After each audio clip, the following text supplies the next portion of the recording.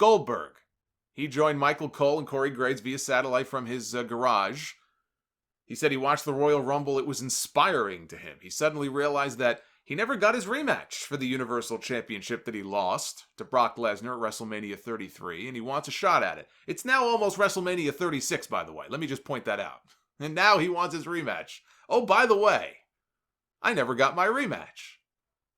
So he's interrupted by a breaking news skit with Firefly Funhouse News and news anchor Bray Wyatt, the Universal Champion. And the best part of this, I don't know how many people actually were paying attention to this, but if you go back and watch it, there was a news scroll like the 24-hour cable news stations have on the bottom of the screen that said, Huskus the Pig was vowing a lifestyle change after a pudding accident. Abby the Witch is set to appear on the next season of The Bachelorette. And Ramblin' Rabbit dead at 27. A nation mourns. So Ramblin' Rabbit has now joined the 27 Club, with all of the celebrities that have passed away at the age of 27. You hate to see it. You hate to see it. So he said the Fiend accepts Goldberg's challenge. Goldberg says the Fiend is next, and then he pulled his earpiece out, or his hearing aid. It's hard to say, he's getting older. And he stormed off. I did not have the Fiend as Goldberg's next opponent, so that was a surprise to me. I thought it was either going to be Roman Reigns, King Corbin, or a rematch with The Undertaker.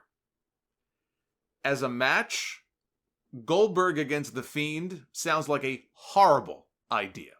Daniel Bryan got the best match out of The Fiend so far at the Royal Rumble. A lot of The Fiend's matches have not been good. They've not been very exciting. They're kind of plotting and boring. Goldberg is no Daniel Bryan as far as trying to pull a great match out of somebody. Goldberg is best in short, explosive matches. Now, if that's what they have planned here, that worries me.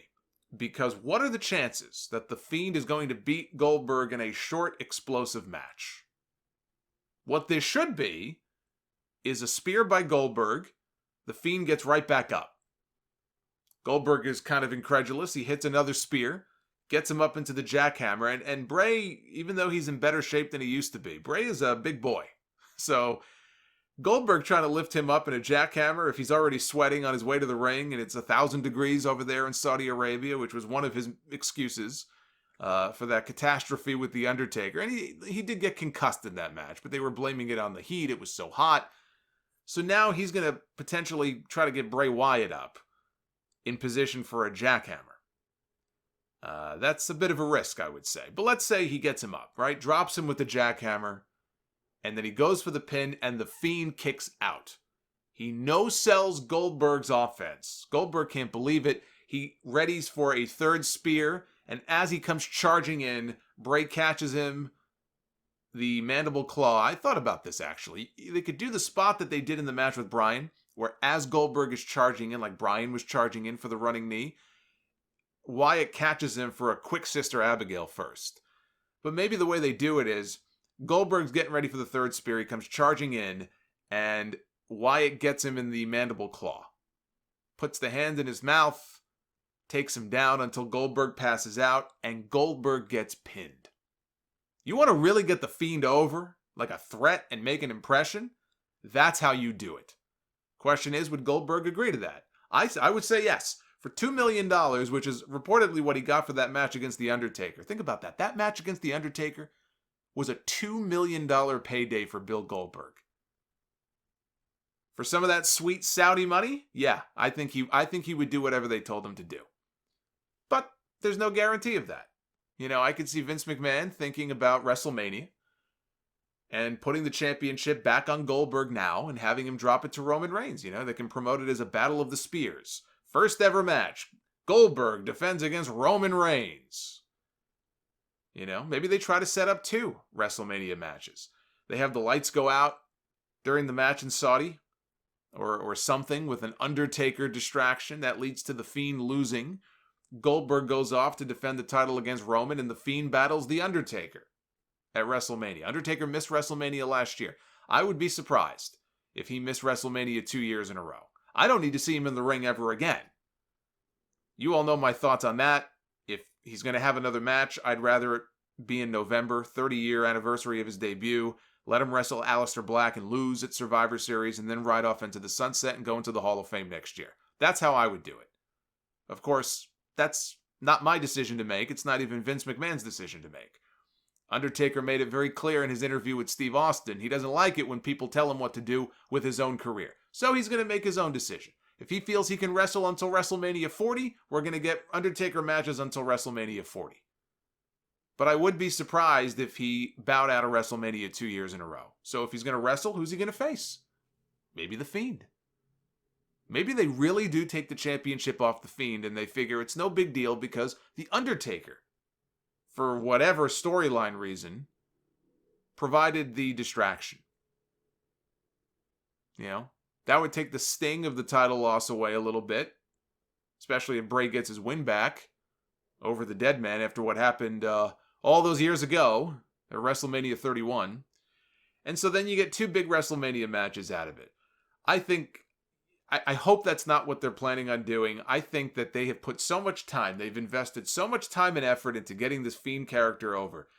To come this far, only to have Bill Goldberg be the one to take the title away from him this close to WrestleMania, I think is a terrible idea. I don't like it.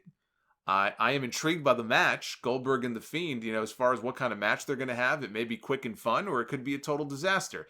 It kind of has that car crash vibe to it. And The Fiend is not about work rate. He's not about having 5-star matches. I don't want people listening to what I said earlier about how Daniel Bryan got a great match out of him as if The Fiend needs to go out there and wrestle like he's Okada. I'm not saying that. I'm not saying that at all. I'm just saying a lot of the matches he has had have been fucking boring. That's a fact.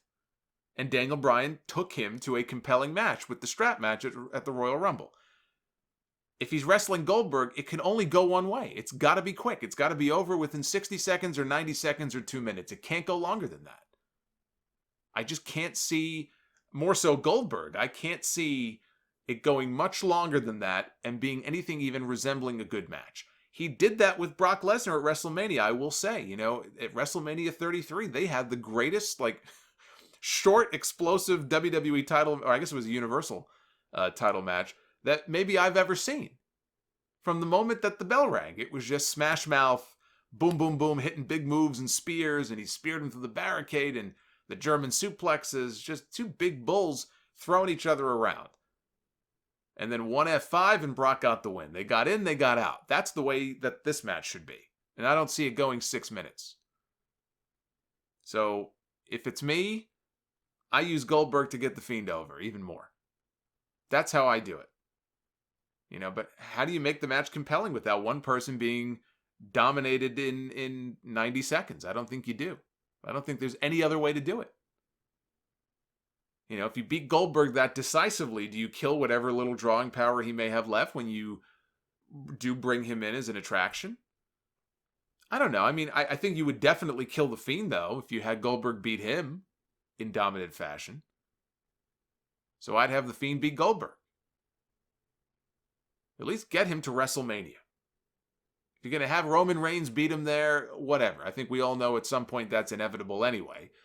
Just get him to WrestleMania. So if I'm booking this, the Fiend beats Goldberg. He beats him as decisively as anybody has ever beaten Goldberg before, and he goes on to defend the title at WrestleMania.